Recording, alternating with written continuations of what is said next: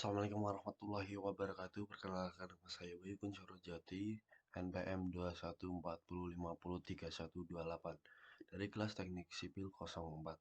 Di sini saya akan menyajikan tugas, yakni membuat video mengajak kebaikan dengan judul Hundalisme.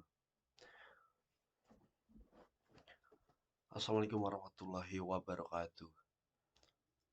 Alhamdulillah. Assalatu wassalamu ala asrofil anbiya wal mursalin wa ala alihi washabihi ajmain, amma ba'du. Para pemirsa yang dirahmati Allah, alhamdulillah kita masih bisa menonton video ini dalam keadaan sehat walafiat. Allahumma amin. Semoga syafaatnya tetap tercurahkan kepada junjungan Nabi Agung Muhammad Shallallahu Alaihi Wasallam. Pada pidato kali ini saya akan membahas tentang fundalisme. Fundalisme menurut istilah adalah penegasan aktivis agama tertentu yang mendefinisikan agama secara mutlak dan harfiah. Artinya usaha memurnikan atau mereformasikan kepercayaan dan praktik para pemeluk menurut dasar-dasar agama yang didefinisikan sendiri. Secara periodik, fundamentalis Islam bisa dibedakan menjadi dua macam, yakni fundamentalisme tradisional. Kelompok ini berpendapat bahwa Al-Quran dan Sunnah merupakan sumber ajaran Islam pokok dan mengikat untuk dilaksanakan dalam kehidupan sehari-hari. Gerakan ini banyak mempengaruhi gerakan-gerakan fundamentalisme sepanjang sejarah. Gerakan ini juga terkenal dengan prinsip-prinsip radikal dan ekstrim. Bagi mereka tidak ada hukum kecuali hukum Allah. Yang kedua, fundamentalisme modern merupakan sebuah jawaban terhadap tantangan modernisasi.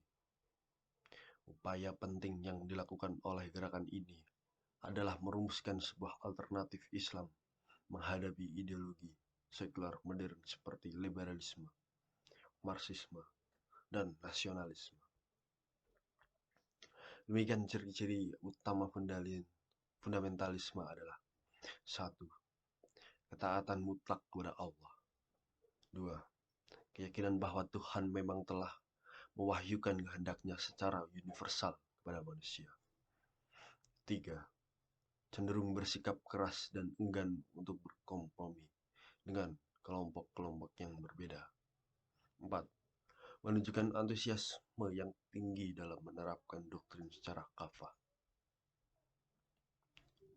Pemirsa yang dirahmati Allah, opini umum yang berkembang bahwa fundamentalisme identik dengan Islam, maka saya tidak setuju dengan opini tersebut.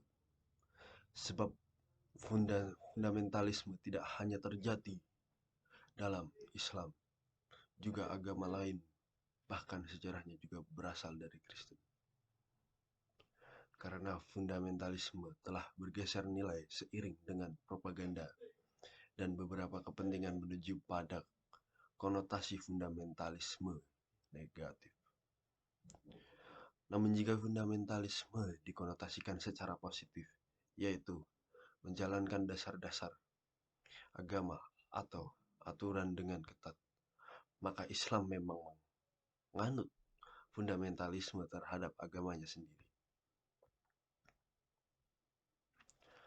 Adapun munculnya kelompok-kelompok Islam yang dikonotasikan menjadi gerakan fundamentalis, radikalis dengan doktrin terhadap anggota dengan dasar Islam, baik itu mengutip ayat Al-Quran atau hadis, maka ini mengandung multi interpretasi yang beragam. Islam setuju dengan fundamentalisme dan menolak radikalisme. Radikalisme dalam artian menggunakan otoritas agama untuk kepentingan kelompok. Jika mengikuti dogma-dogma agama sebagai kekuatan dalam memaksa penganutnya, sah-sah saja. karena beberapa dogma agama juga memakai cara radikal dalam tanda petik. Kesimpulan dari materi yang saya sampaikan, yakni fundamentalisme diartikan sebagai paham yang mengajak kembali kepada nilai-nilai dasar yang mereka yakini. Radikalisme adalah gerakan yang dijalankan untuk mencapai tujuan fundamentalisme atau non-fundamentalisme suatu paham.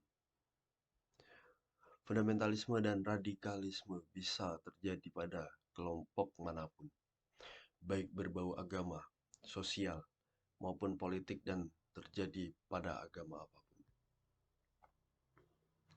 Dari segi implikasi fundamentalisme baik jika tidak diiringi dengan aksi radikalisme, pemahaman terhadap keyakinan atau paham yang dianut secara mendalam, bisa dijadikan solusi agar nilai toleransi muncul pada paham fundamentalisme. Sekian pidato dari saya, kurang lebihnya saya mohon maaf. Undur makola wala tandur mankola.